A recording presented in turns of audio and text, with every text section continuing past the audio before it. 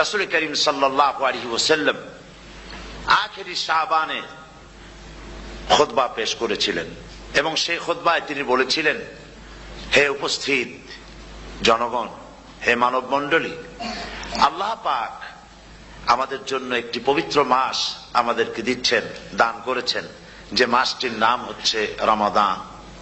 রমাদান হচ্ছে রামদুন, রা মিম দত, রম ধাতু থেকে উৎপত্তি, এর অর্থ হচ্ছে জ্বালানো, পুড়িয়ে দেওয়া, ভস্ম করে দেওয়া।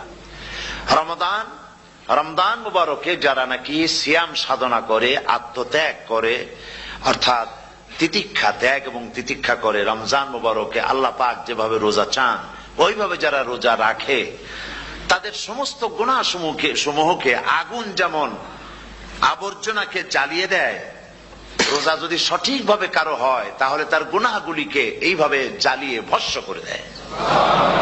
সুবহানাল্লাহ বিহামদিহি। এই রমজান আমাদের সামনে।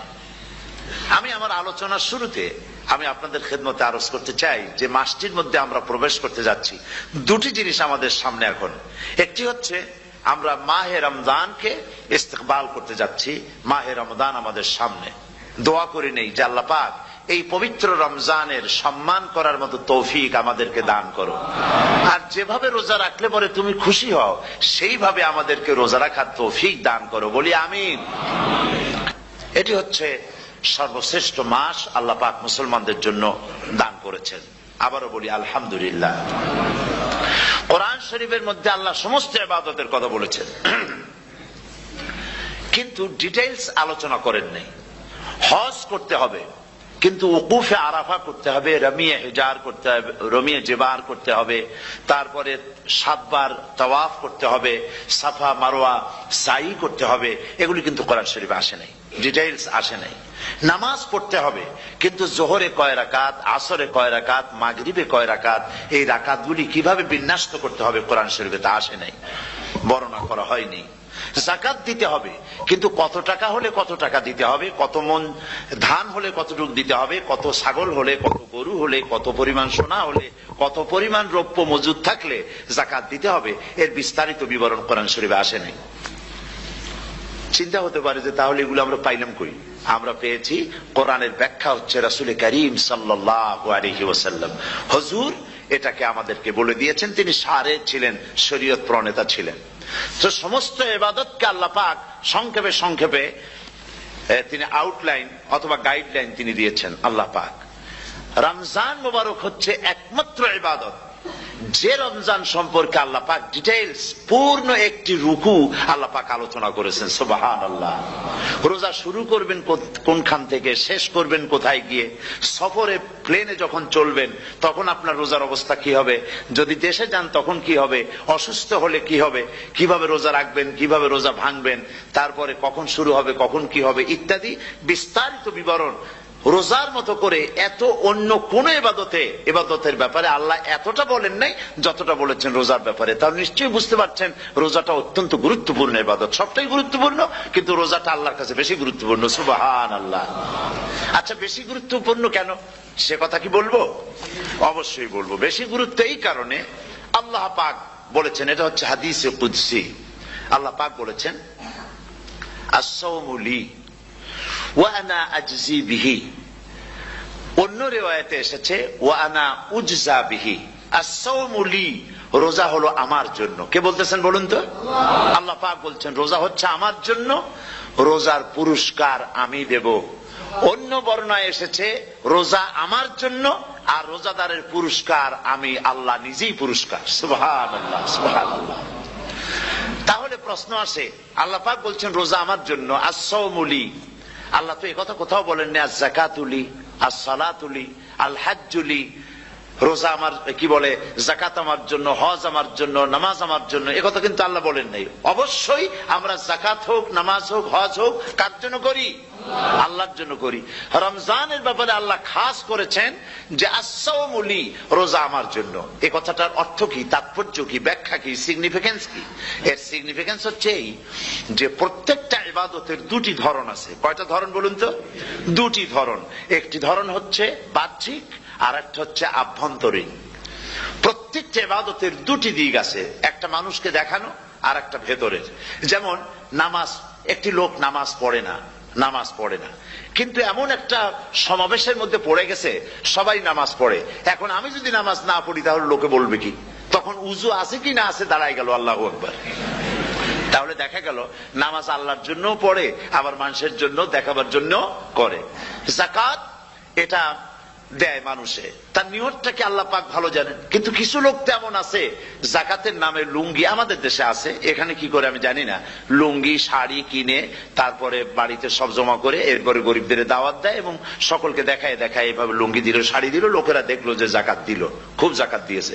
কোরবানির ব্যাপারে এভাবে বিরাট একটা গরু কিনলো, কিনে মানুষকে দেখাইলো। চট্টগ্রামে আছে সবচেয়ে বড় দামের গরু একটা কিনে গরুর গলায় মালা একটা পরাইয়া তারপরে শহর ঘুরায়। এখন অবশ্য এটা কমে গেছে আগের থেকে অনেক। মানুষ দেখুক যে অমুকে এই গরুটা কোরবানি করেছে। এটা কি কোরবানির জন্য হলো না মানুষকে দেখাবার জন্য হলো? হজ, টাকা আছে, লোকেরা বলবো কি যে এত টাকার মালিক তাও হজে যায় না, সুতরাং যাই একটু হজ করে আসি। তাহলে হজ করা গেল, আবার মানুষকে দেখাবার জন্য করলো। দুটি জিনিস আছে। কিন্তু একমাত্র রোজা যদি কেউ রাখে মানুষকে দেখাবার জন্য সকাল থেকে শুরু করে সন্ধ্যা পর্যন্ত না খাইয়া কোনো পাগলও থাকবে না। বলেন আপনারা ঠিক কিনা? সে তো মানুষকে দেখাবার জন্য দাঁত পরিষ্কার করে নিল আর দুপুরে ভাত খাই নিল, বউতেও টের পাইল না। পারবে কিনা? পারবে। টয়লেটে গিয়ে খাই নিল ভালো করে, কোন একটা আড়াল জায়গা নিয়ে খেয়ে গেল, বাচ্চাও দেখলো না, বউতেও দেখলো না, খেয়ে নিল। তাহলে সে তো রোজা রাখলো না। আল্লাহ পাক বলছেন আসসামুলি, রোজা হচ্ছে আমার জন্য। যে রোজা রাখে আমার জন্যই রাখে, মানুষকে দেখাবার জন্য সারাদিন না খেয়ে থাকার কোনো প্রশ্নই ওঠে না। সুবহানাল্লাহ। সুতরাং রোজা যে রাখলো সে আমার জন্যই রাখলো। ওয়া আনা আজজি বিহি, রোজার পুরস্কার আমি আমার হাত দিয়ে দেব। সুবহানাল্লাহ, আমার হাত দিয়ে দেব। ম্যানেজার যদি বলে এই কাজগুলি করলে পরে বেতন, নির্ধারিত বেতন পাবা, আর এইটা যদি করো তাহলে বেতনটা আমি দেবো আমার হাত দিয়া, তাহলে এমপ্লয় যারা তারা বুঝতেই পারবে যে মালিক যখন নিজেই দেবে তাহলে ম্যানেজারের মতো দেবে না, মালিক মালিকের মতোই বড় করে দেবে। তো আল্লাহ পাক ফেরেশতাদের কাছে এটা রাখেন নাই, সব নাকি তোমরা লেখো গিয়া, আর রোজার সওয়াব আমার হাত দিয়ে আমি দেব। সুবহানাল্লাহ। এরপরে আল্লাহ পাক বলছেন, অন্য রিওয়ায়েতে এসেছে রোজা আমার জন্য, আর রোজাদারের পুরস্কার আর কিচ্ছু না, রোজাদারের পুরস্কার আমি আল্লাহ নিজেই পুরস্কার হয়ে যাব। সুবহানাল্লাহ। হাদিস শরীফে এসেছে রোজা রাখলে পরে ক্ষুধার কারণে, খালি পেটে থাকার কারণে টক্সিন জাতীয় এক প্রকারের গ্যাস তৈরি হয় পেটের ভেতরে, স্টমাকের মধ্যে, ফলে মুখে এক রকমের দুর্গন্ধের সৃষ্টি হয়। নবীজি বলেছেন রোজাদারের মুখের থেকে যে গন্ধ বের হয় আল্লাহ পাকের কাছে রোজাদারের মুখের গন্ধ মেশক আম্বারের চাইতে বেশি পবিত্র। আপনার মুখের গন্ধটাও আল্লাহর কাছে পবিত্র। রোজাদারদের জন্য জান্নাতের একটি দরওয়াজা খাস করে রাখা হয়েছে, যার নাম রায়্যান। এই দরওয়াজা রোজাদারদের জন্য, কেবলমাত্র রোজাদারেরা সেখান থেকে প্রবেশ করবে, আর কেউ প্রবেশ করতে পারবে না। এই রোজাদারদের সম্পর্কে আল্লাহ পাক বলেছেন, হাদিস শরীফে এসেছে, বুখারী শরীফের হাদিস, রাসূল করিম সাল্লাল্লাহু আলাইহি ওয়াসাল্লাম বলেছেন লিসাইমে ফারহাতান, ফারহাতুন ইনদা ফিতরিহি ওয়া ফারহাতুন ইনদা লিকাই রাব্বিহি। রোজাদারের জন্য দুইটা খুশি। কয়টা খুশি বলুন তো? কে বলছেন? আল্লাহ রাসূল বলছেন রোজাদারের জন্য দুইটা খুশি। লিসাইমে ফারহাতান, দুটি খুশি। ফারহাতুন ইনদা ফিতরিহি, একটা খুশি হচ্ছে ইফতারের সময়। এই ফিতরিহি দুটি কথা, এই একটি কথার দুটি ব্যাখ্যা হয়। একটা হচ্ছে ইফতারের সময়, ইফতারের কথা বলা হয়েছে, আর ঈদের কথাও এর মধ্যে বলা হয়েছে। ইফতারের সময় হলো একটা খুশি, আর একটা খুশি হচ্ছে ইনদা লিকাই রাব্বিহি, যখন রোজাদারের সঙ্গে আল্লাহ পাক দেখা করবেন তখন হবে আরেকটা খুশি। তার মানে হচ্ছে রোজাদারদের সঙ্গে স্পেশাল আল্লাহ রাব্বুল আলামিন সাক্ষাৎকারের ব্যবস্থা করবেন। সুবহানাল্লাহ। তাহলে দুটি জিনিস হলো, একটা হলো ইফতারের জন্য রোজাদারের জন্য দুটা খুশি, একটা হলো ইফতারের সময়, আর একটা হচ্ছে আল্লাহর সঙ্গে যখন দেখা করবে। তো ইফতারের যে খুশিটা, এই খুশি রোজাদার ছাড়া কেউ বুঝবে না। ইফতার সারাদিন রোজা রাখার পর সামনে পেঁয়াজি, বেগুনি, সালাদ, তরমুজ, মিষ্টি, তারপরে আম্বালা সুইট মিটের নানান রকমের মিষ্টি, এরপরে মুড়ি, কত কিছু সব সামনে নিয়ে বসে আছে। দেখছেন অবস্থা? সমস্ত কিছু সামনে বসা, ঘড়ির দিকে তাকানো। আপনি যদি 5 মিনিট আগে খান, ফেরেশতা এসে মুখের উপর থাপ্পড় মারবে, বেটা খাইলি কেন? বলবে কেউ? বলবে না। কোন ফেরেশতা লাঠি নিয়ে দাঁড়ায় আছে? দাঁড়ায় নাই, কিন্তু আপনি খাচ্ছেন না কেন? সুবহানাল্লাহ, সুবহানাল্লাহ বলবেন না? অন্তত 1500 বছর আগে আল্লাহ রাব্বুল আলামিন নির্দেশ করে রেখেছেন, সূর্য সাদা হওয়া থেকে, পূর্ব দিগন্ত সাদা হওয়া থেকে শুরু করে পশ্চিম দিগন্তে যখন কালো হয়ে কালো রেখা দেখা দেবে, যখন মাগরিব হয়ে যাবে, সূর্যাস্ত যাবে, ততক্ষণ পানাহার আর স্ত্রী সম্ভোগ থেকে বিরত থাকো। 1500 বছর আগের আল্লাহ রাব্বুল আলামিনের এই নোটিশ কিভাবে কার্যকরী হচ্ছে উম্মতের মধ্যে, মুসলমানদের ভেতরে। খাবার সামনে আসে, পিপাসা লেগেছে। এখন তো পিপাসা লাগে না, খুব ঠান্ডার সময়, এখন রোজা রাখতে খুব মজা হবে, তাই না? খুব মজার রোজা। কিন্তু এই রোজা যখন জুন মাস আর জুলাই মাসে আসবে, তখন টের পায় মানুষ রোজা কাহাকে বলে।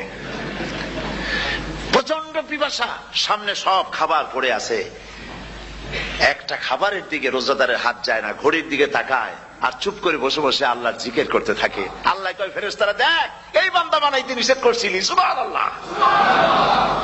আল্লাহ খুশি হয়ে যান। রোজাদার অপেক্ষা করতে থাকে। ঠিক যখন কাটায় কাটায় সময়টা এসে গেছে, তখন আল্লাহর নাম করে খুরমা দিয়ে, পানি দিয়ে ইফতার শুরু করে দিল। আল্লাহ পাক খুশি হয়ে গেলেন।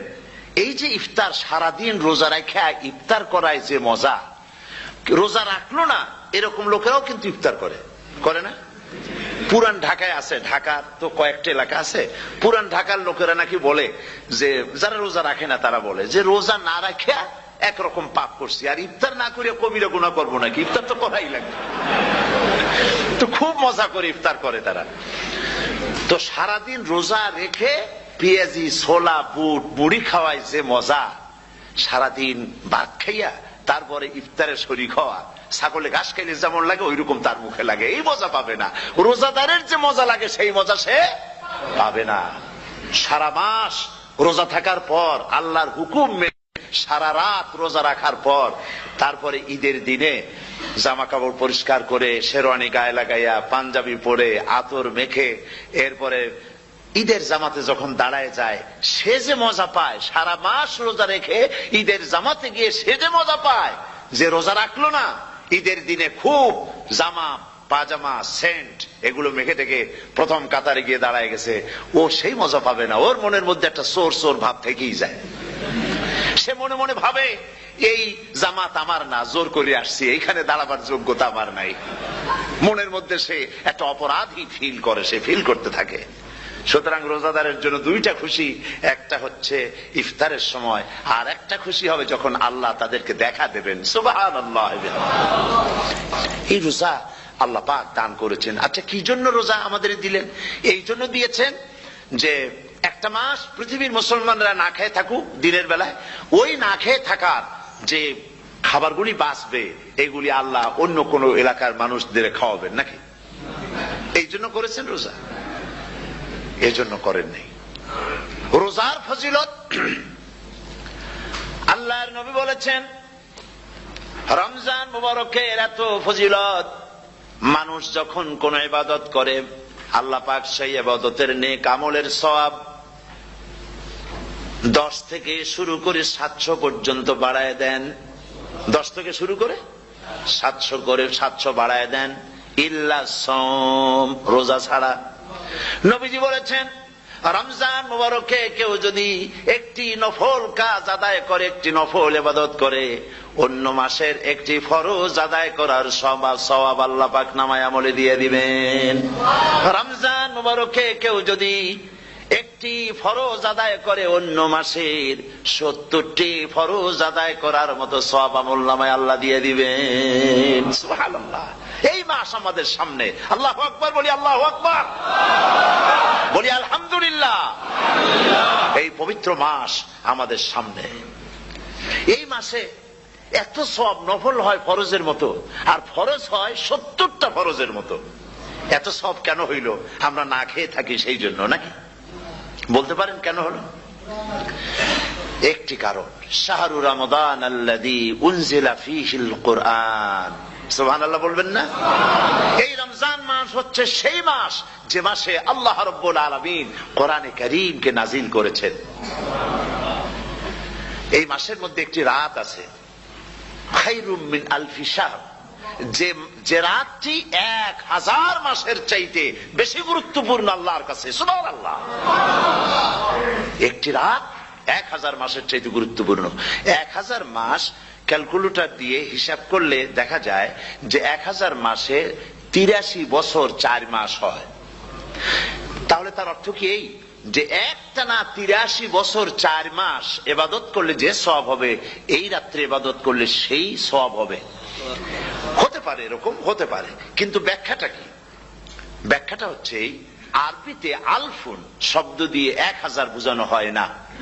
আরবিতে যখন আলফুন বলা হয় তাহলে বোঝা যায় সংখ্যাধিক্য, বিপুল সংখ্যা, হাজার হাজার হাজার হাজার, থাউজেন্ডস এন্ড থাউজেন্ডস। এইটাকে বোঝাবার জন্য আরবিতে ব্যবহার করা হয় আলফুন, হাজার হাজার। তাহলে আল্লাহ কি বুঝাতে চাচ্ছেন? আল্লাহ রাব্বুল আলামিন তিনি আয়াত দ্বারা বুঝাতে চান, এর ব্যাখ্যা হচ্ছে এই পৃথিবীর মানবতার কল্যাণের জন্য, এই পৃথিবীর মানুষের ভালাইয়ের জন্য, মঙ্গলের জন্য হাজার হাজার মাস ধরে এই পৃথিবীর মানুষের যে কল্যাণ হয় নাই, এই রমজান মোবারকে একটা রাত আছে যেই রাতে আল্লাহ রাব্বুল আলামিন মানবতার সেই কল্যাণ করেছেন। সেই কল্যাণ কি দিয়ে করেছেন? শাহরু রমাদান আল্লাযী উনজিলা ফীহিল কোরআন, কোরআন নাজিল করে পৃথিবীর মানুষকে সেই কল্যাণ আল্লাহ দিয়েছেন। সুবহানাল্লাহ। বন্ধুগণ, কোরআন, কোরআন কি নিয়ামত আমাদের কাছে! সেই নিয়ামতকে আমরা চিনলাম না, আমরা বুঝতে পারলাম না কত বড় নিয়ামত আল্লাহ আমাদের দান করেছেন। এই কোরআন যেন আপনি শুনতে পারেন, পড়তে পারেন, বুঝতে পারেন, সেই জন্য আল্লাহ রাব্বুল আলামিন শরিয়াত কি সুন্দর ব্যবস্থা করেছে।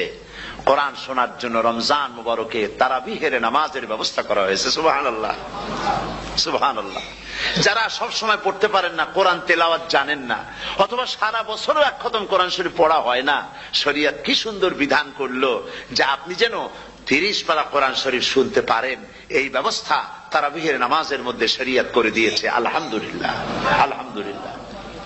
যাদের টাকা কড়ি আছে আমি তাদেরকে অনুরোধ করব, যদি পারেন তাহলে মেহেরবানি করে রমজান মুবারকে উমরা পালন করবেন। আমি উমরার নিয়ত করে এসেছি, ঢাকা থেকে উমরার নিয়ত করে এসেছি, আপনাদেরকে দেখে গেলাম। আর আমি এখান থেকে ডাইরেক্ট মদিনা মুনাওয়ারায় চলে যাব ইনশাআল্লাহ। লাইলাতুল কদর পর্যন্ত হারামাইনুশ শরীফাইনে কাটাতে চাই, নিয়ত করেছি। আপনারা দোয়া করুন আল্লাহ যেন কবুল করেন। কি মজা যখন আপনি হারামাইনুশ শরীফাইনে যখন তেলাওয়াত শুনবেন, আপনার কাছে মনে হবে যেন কোরআন শরীফ নাজিল হতেছে। সুবহানাল্লাহ।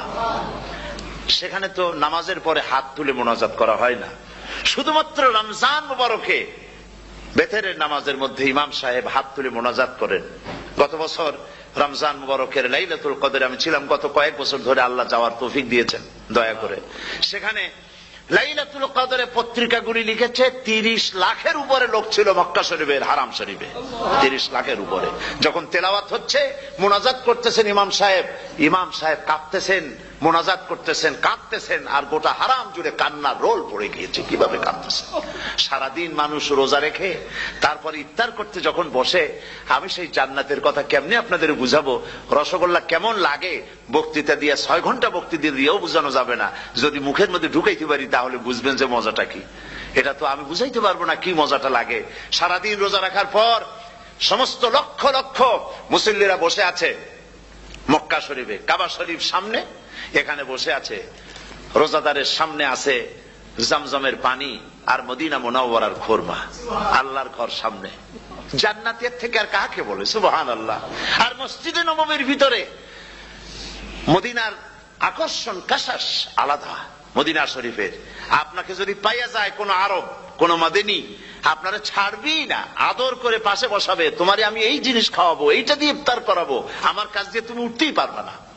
আপনাকে জোর করে বসায় দিবে মসজিদে নববীতে রিয়াদুল জান্নাহ রাসূল করিম সাল্লাল্লাহু আলাইহি ওয়াসাল্লামের কবর শরীফের কাছে বসে আপনি ইফতার করতেছেন, কত বড় নসিব। সেই জন্য আমি বলি হলিডে করার জন্য আমেরিকা, সিঙ্গাপুর, হাবিজাবি এই সমস্ত ঘুরে কোনো লাভ নাই। হলিডে করতে চান রমজান মুবারকে চলে যান হারামাইন শরীফাইন, মদিনা আল মুনাওয়ারা, মক্কা আল মুকাররমা, কপাল খুলে যাবে, জিন্দেগীর সমস্ত গুনাহ খাতা আল্লাহ পাক maaf করে দিবেন। রাসূল করিম সাল্লাল্লাহু আলাইহি ওয়াসাল্লাম বলেছেন রমজান মুবারকে যে উমরা করলো সেজন্য হজ আদায় করলো। সুবহানাল্লাহ। অন্য রিওয়ায়াতে এসেছে যে ব্যক্তি রমজান মুবারকে উমরা করলো সেজন্য আমার সাথে হজ আদায় করলো। সুবহানাল্লাহ। তো বলতেছিলাম যে কোরআনে কারীম হচ্ছে একটি বিরাট নিয়ামত, এই নিয়ামত শোনানো হয় রমজান মুবারকে। আমি এবার এসে খুব খুশি হলাম একথা শুনে যে ইস্ট লন্ডন মসজিদ তারা একটা ব্যবস্থা করেছে, সুন্দর একটা রেডিও তারা আবিষ্কার করেছে। না কি করছেন আপনারা? ট্রান্সমিটার তৈরি করেছেন। ওনারা ওখানে রেডিও বিক্রি করেন, আপনারা বহুটা খরচ করেছেন, তারা হাজার হাজার পাউন্ড খরচ করে টাওয়ার বানিয়েছেন এবং একটা ফ্রিকোয়েন্সি তারা নিজেরা নিয়েছেন, আর রেডিওগুলি 125 পাউন্ড করে ওনারা দিচ্ছেন খরচ হিসেবে। এটা যারা নিয়ে যায় ঘরের মধ্যে বসে তারাবিহের তেলাওয়াত তারা শুনতে পাবেন। মহিলারা অনেক সময় আসতে পারেন না, মহিলারা ঘরে বসে শুনতে পারবেন। ওই ইস্ট লন্ডন মসজিদে যত ওয়াজ হবে, তেলাওয়াত হবে, নামাজ হবে, আজান হবে, ওয়াজ হবে, জিকির হবে, সব আপনার ঘরে বসে আপনি শুনতে পারবেন। আল্লাহ রাব্বুল আলামিন এই ইকদামকে, এই পদক্ষেপকে আল্লাহ কবুল করুন, সবাই বলেন আমিন। এবং প্রত্যেকের ঘরে ঘরে এই রেডিও পৌঁছে যাক, আমরা বলি আমিন। আল্লাহ যেন কবুল করেন। আপনি ঘরে বসে মসজিদের সমস্ত প্রোগ্রাম পেতে পারবেন। আর কি সুন্দর সেখানে যিনি তেলাওয়াত করেন, আজান দেন, আলহামদুলিল্লাহ, তার আজান শুনলে পরে তো মনে হয় যে আমি মক্কা শরীফে চলে গেছি, মদিনায় চলে গেছি। আর তেলাওয়াত কত সুন্দর, আলহামদুলিল্লাহ। আল্লাহ তার প্রতি রহম করুন, আমরা বলি আমিন। সুতরাং বলতেছিলাম যে এই পবিত্র রমজানুল মুবারক এটি কি জিনিসটা, কি জিনিসটা বুঝাবার জন্য আমি বলি, যেমন এই ঘড়িটা এটা কেনার পর 2-1 বছর পর এটা ফাস্ট হয় অথবা কি হয়, স্লো হয়ে যায়। তখন এটাকে সারার জন্য আমরা হসপিটালে দেই। হসপিটাল মানে লন্ডন হসপিটাল না, ঘড়িরও হসপিটাল আছে। তো ঘড়ির হসপিটালে দিলাম, ওরা এটাকে দেখে শুনে ওয়াইলিং করে টরে দিল ঠিক মতো। একবার যদি ঠিক করে দিল, আবার আমার 1-2 বছর চললো, আর কোনো ডিস্টার্ব করবে না, ঠিক কিনা? আপনার গাড়ির ইঞ্জিন যদি কোন রকমের অসুবিধা করে, তাহলে গাড়ির ইঞ্জিনকে ওভারহোলিং করতে হয়, ইঞ্জিন ডাউন দিতে হয়। একবার যদি ইঞ্জিন ডাউন দিলেন, ওভারহোলিং করলেন, তাহলে আপনার এই গাড়ি 5-6 বছরের জন্য আর হাত দিতে হবে না। এই কথাগুলি বুঝতে পারছেন কিনা? সারা জীবন, সারা মাস অন্যায় করার পরে, গুনাহ করার পরে মানুষের অন্তঃকরণে কালিমা লেগে যায়। আল্লাহ রাব্বুল আলামিন রমজান মুবারকের একটা ব্যবস্থা করেছেন, ইঞ্জিন ওভারহোলিং এর মতো, ইঞ্জিন ডাউন দেওয়ার মতো। আপনার কালকে, আপনার আত্মাকে, আপনার বিবেককে, আমার বিবেককে পরিষ্কার করার জন্য রমজান মাস করে দিয়েছেন। রমজান মুবারকের একটি মাসের কোর্স যদি কমপ্লিট করা যায়, তাকওয়া দিয়া যদি ভরে দেওয়া যায়, তাহলে বাকি 11 মাস আরামসে চলবে, কোনো অসুবিধা হবে না। নবীজি বলেছেন রমজান মুবারকে মাস আসার সঙ্গে সঙ্গে আল্লাহ রাব্বুল আলামিন তিনি জান্নাতের সমস্ত দরজাগুলি খুলে দেন, আর জাহান্নামের সব দরজাগুলি আল্লাহ রাব্বুল আলামিন বন্ধ করে দেন। সুবহানাল্লাহ। আর শয়তানকে শৃঙ্খল দিয়ে বেঁধে ফেলা হয়, শিকল দিয়ে শয়তানরা বান্ধা হয়ে যায়। এই হাদিসটা যখনই শোনাই বিভিন্ন জায়গায়, লোকেরা বিভিন্ন জায়গায় প্রশ্ন করে, হুজুর কোন তো যে শয়তানরে বান্ধতে হয়, কিন্তু রমজান মাস হতো লোকেরা মদ খায়, মিথ্যা কথা কয়, তাহলে শয়তান বান্ধা থাকলো কেমনে? আমি বলি দেখেন, এরও ব্যাখ্যা আছে। এর ব্যাখ্যা হলো এই, কোন কোন ঘড়ি আছে একবার চাবি দিলে 6 মাস চলে, আর একবার চাবি দিলে 2 বছর চলে, আবার চাবি দিলে লাইফ চলে যায়। এরকমের ঘড়িও আছে। কোন কোন মানুষের শয়তানে এমন চাবি দিছে যে চাবিতে 6 মাস চলে, কোনটায় 10 মাস চলে, কোনটায় বছর চলে। রোজার মাসেও যারা গুনাহ করে, শয়তানে এমন চাবি দিছে যে রোজার মাসেও বন্ধ হচ্ছে না। এরা শয়তানের খপ্পরে পড়ে গেছে। আল্লাহ এই চাবি থেকে মুসলমানদেরকে হেফাজত করুন, বলি আমিন। জোরে বলেন আমিন। শয়তান থেকে পানাহ কেউ দিতে পারে না, কোন গভর্নমেন্ট পারবে না। ব্রিটিশ গভর্নমেন্ট পারবে নাকি? American government? কেউ পারবে না। শয়তান থেকে পানাহ দিতে পারে কেবলমাত্র কে? ওই আল্লাহ রাব্বুল আলামিন আমাদেরকে শিখায় দিয়েছেন শয়তানের ওয়াসওয়াসা থেকে আমার কাছে পানাহ চাও। আউযু বিল্লাহি মিনাশ শাইতানির রাজীম। বিতাড়িত মরদুদ শয়তানের ওয়াসওয়াসা থেকে পানাহ চাই, আল্লাহর কাছে পানাহ চাও। আল্লাহ পাক বলেন আমি পানাহ দিতে পারি শয়তানের ওয়াসওয়াসা থেকে। শয়তান থেকে আশ্রয় একমাত্র সিকিউরড, নিরাপত্তা পেয়েছেন আল্লাহর পয়গম্বরেরা। সুবহানাল্লাহ। আম্বিয়া আলাইহিমুস সালাম তারা আল্লাহ কর্তৃক নিয়ন্ত্রিত। শয়তানের ক্ষমতা নাই পয়গম্বরদের কাছে যাওয়া। চতুর সীমানার ভেতরে শয়তান প্রবেশ করে কোন নবীকে ওয়াসওয়াসা দিতে পারবে না। বলি সুবহানাল্লাহ। এই জন্য শয়তান থেকে বেঁচে যাওয়া, শয়তানের ওয়াসওয়াসা থেকে বাঁচা খুবই কঠিন। সেই জন্য আল্লাহ পাক বলছে শয়তানকে বেঁধে রাখা হয়, জান্নাতের সমস্ত দরজা খোলা, জাহান্নামের সমস্ত দরজা বন্ধ হয়ে যায়। এই নিয়ামতের মাস আমাদের সামনে। প্রত্যেকটি যখন কোন ওয়ার্কশপ হয় তো ওয়ার্কশপের জন্য এক একটা কি বলে সিলেবাস থাকে। রমজান মুবারক একটা ওয়ার্কশপ। এই ওয়ার্কশপের মধ্যে একটা সিলেবাস আছে, সেই সিলেবাসের নাম হচ্ছে কোরআন। কোরআন কোরআন কোরআন নাজিলের মাসে আমরা কি কোরআন তেলাওয়াত করি? বলেন। রোজা হচ্ছে, হাদিস শরীফের মধ্যে বলা হয়েছে আস-সাওমু জুন্নাহ, রোজা হচ্ছে ঢাল। রোজা কি কন্ত? ঢাল। বোঝেন তো ঢাল কি? প্রোটেক্টর। আপনি জিহাদের ময়দানে, যুদ্ধের ময়দানে নিরাপত্তার জন্য, বাইরের থেকে আক্রমণকে ফিরাবার জন্য কি ব্যবহার করেন? ঢাল ব্যবহার করেন। রোজা হচ্ছে ঢাল। শয়তানের সমস্ত আক্রমণ থেকে বাঁচার জন্য রোজা হচ্ছে ঢাল। রোজার দিনে কেউ যদি আপনার সাথে ঝগড়া করে তাহলে রাসূল বলেছেন তুমি বলো, তুমি ঝগড়ায় প্রবৃত্ত হবে না। তোমার সাথে যদি কেউ ঝগড়া করে তুমি বলবে ইন্নী সাইম, আমি রোজাদার। আমি তোমার মতো ঝগড়া করতে আমিও পারি, আমি তোমার মতো গালাগালি দিতে পারি, কিন্তু আমি দেব না, ঝগড়াও করব না, গালিও দেব না, মারামারিও করব না, কারণ আমি রোজাদার। সুবহানাল্লাহ। রোজা আপনাকে গুনাহ থেকে বাঁচায় দেবে। দেখেন রোজা কিভাবে গুনাহ থেকে বাঁচায়। মিথ্যেবাদী, মিথ্যেবাদী সারাক্ষণ মিথ্যে কথা বলে, কিন্তু রোজার মাস আসছে। এখন মিথ্যাবাদী যারা, তাদের ঘনিষ্ঠ লোকদের কাছে শুনেছি যে তারা বলে যদি কোনো লোক দিনের বেলা আইসা যায় আর এমন কথা, যে কথা বলতে গেলে মিথ্যা বলা ছাড়া উপায় নাই তার জন্য, সে তখন বলে ভাই তুমি তো অসময় আসছো, এখন আমি খুব ব্যস্ত, আই এম ভেরি বিজি, তুমি রাত্রে আসো।